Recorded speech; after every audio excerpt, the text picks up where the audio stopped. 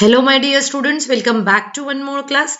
आज की इस क्लास में हम स्टडी करने वाले हैं कुछ प्रीवियस ईयर्स क्वेश्चंस। और ये क्वेश्चंस बेटा हम स्टडी करने वाले हैं specifically chapter aldehyde, ketones and carboxylic acid.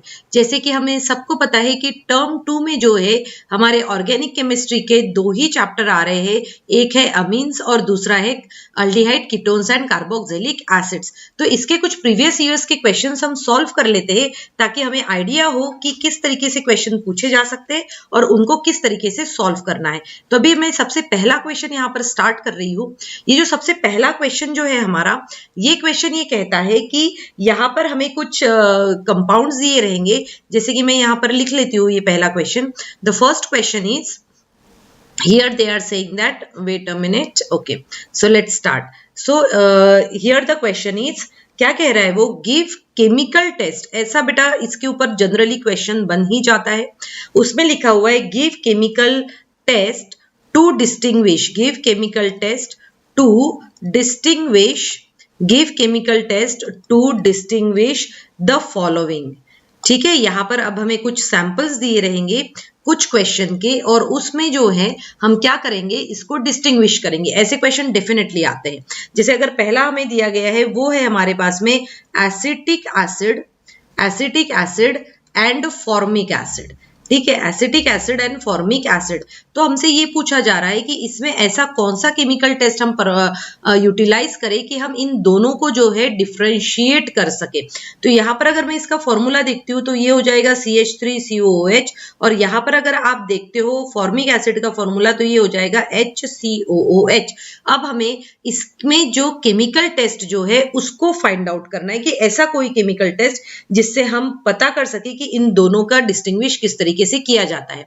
और बेटा ये जो क्वेश्चन जो आपको यहाँ पर दिख रहा है, ये क्वेश्चन पूछा गया है 2016 सीबीएसई 2016 के एग्जाम जो हुई थी और सीबीएसई 2017 के एग्जाम जो हुई थी, उसमें जो अभी मैं जितने भी एग्जाम्पल समझाऊंगी ये सभी क्वेश्चन इस ईयर में पूछे जा चुके हैं। तो चलिए देख लेते हैं इसका आंसर क्या होना चाहिए। तो अब अगर हम बात करते हैं एसिटिक एसिड और फॉर्मिक एसिड की, तो दोनों क्या है, कार्बोक्सिलिक एसिड्स है। ठीक है, अब दोनों अगर कार्बोक्सिलिक एसिड्स है तो अब हमें ये देखना पड़ेगा कि इन दोनों में से डिस्टिंग्विश कैसे कर सकते हैं। तो अभी हम देखेंगे कि सबसे पहले अगर हम बात करते हैं NaHCO3 की, अगर मैं बात करती हूँ NaHCO3 की तो बहुत ही इजी है। तो हम कहेंगे कि both will produce brisk effervescence. ये दोनों क्या करेंगे, ब्रिस्क एफरवेसेंस जो है वो प्रोड्यूस करेंगे। ब्रिस्क एफरवेसेंस जो है ये दोनों जो है प्रोड्यूस कर सकते हैं। Brisk effervescence VESCENE। ठीक है, ब्रिस्क एफरवेसेंस प्रोड्यूस कर सकते बोथ। तो ये जो है ये आपका केमिकल डिस्टिंग्विश वाला टेस्ट नहीं होगा। फिर उसके बाद में हम देखेंगे कि ये जो फॉर्मिक एसिड जो होता है, क्या फॉर्मिक एसिड जो होता है, ये फॉर्मिक एसिड जो है ये क्या करता है, इट रेड्यूसेस, हम कहेंगे it reduces Fehling's solution. It reduces Fehling solution. तो मतलब फॉर्मिक एसिड को जब आप फेलिंग सॉल्यूशन के साथ में रिएक्ट करवाते हैं तब वो क्या करेगा, उसको रिड्यूस कर सकता है ना। तो ये क्या करता है, Fehling solution and Tollens reagent जो है, एंड टॉलेंस रिएजेंट, इन दोनों को ये क्या करता है, ये रिड्यूस करता है। But acetic acid do not give this test. But acetic acid do not give this test. Acetic acid do not give this test. It means अगर हमें इसका केमिकल टेस्ट देखना है जो कि डिस्टिंग्विशेबल टेस्ट होना चाहिए, तो हम जो है हम ये कर सकते हैं। जैसे फॉर्मिक एसिड जो है क्या करता है, रिड्यूस करता है फेलिंग सॉल्यूशन को और टॉलेंस रिएजेंट को। बट एसिटिक एसिड जो रहेगा ये दोनों टेस्ट हमें नहीं देगा, और यही इसका करेक्ट आंसर रहेगा, डिस्टिंग्विशेबल आंसर। ठीक है, distinguishable test between this two. चलिए अब नेक्स्ट देख लेते हैं, एक और एग्जाम्पल देके समझते हैं इसको कि क्या दिया गया है। तो चलिए सेकंड जो दिया गया है, ये हमारा फर्स्ट एसिटिक एसिड और इसका हुआ। अब मैं सेकंड देख रही हूँ, सेकंड में क्या बोला है, अब हमारे पास में है एसिटिक एसिड, क्या है हमारे पास में एसिटिक एसिड है, एक हमें एसिटिक एसिड दिया गया है एंड बेंजोइक एसिड। क्या दिया है? Acetic acid and benzoic acid. इन दोनों में कौन सा डिस्टिंग्विशेबल टेस्ट है जिससे हम ये फाइंड आउट कर सकते हैं कि ये इन दोनों को इजीली जो है हम किस तरीके से केमिकल टेस्ट के अकॉर्डिंगली हम डिफरेंशिएट कर पाएंगे। एसिटिक एसिड बेंजोइक एसिड का मुझे फिर से फॉर्मूला लिखने की जरूरत नहीं है, वैसे फॉर्मूला के बेसिस पे अगर आपको समझ में आ रहा है तो इट्स वेल एंड गुड। ठीक है, तो ये हुआ हमारा बेंजोइक एसिड का फॉर्मूला, ये हुआ हमारा एसिटिक एसिड का फॉर्मूला। अब देखो एसिटिक एसिड का ये जो फॉर्मूला अभी हमने देखा है, अब हम क्या कर सकते हैं, जब अगर आप acetic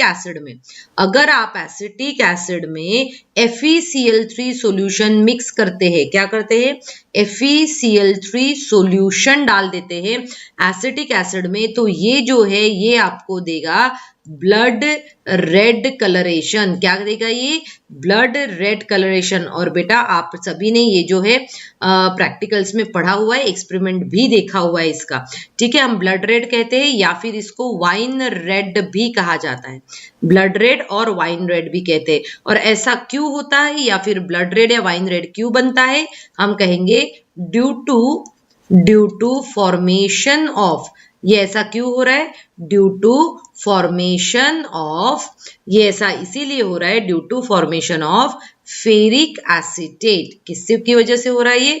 due to formation of ferric acetate. Ferric acetate की वजह से यहाँ पर ये बन रहा है। अगर रिएक्शन अगर मैं रिएक्शन भी लिख सकती हूँ, बट जनरली अगर ये सिर्फ 1 मार्क के लिए तो आपको रिएक्शन लिखने की जरूरत नहीं है। बट अगर वही बात हम बेंजोइक एसिड के साथ में करें,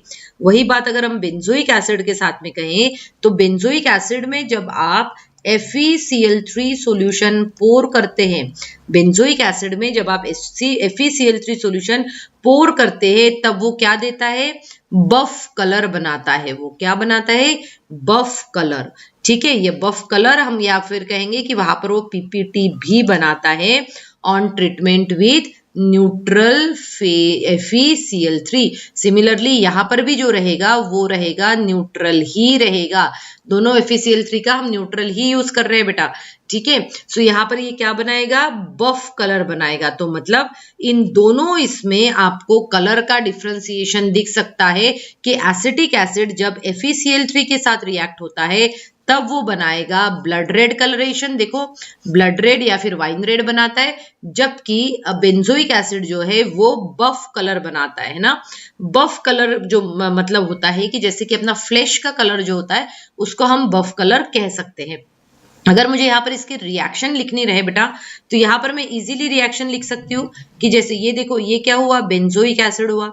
इसकी रिएक्शन आप करवा रहे हो FeCl3 के साथ में।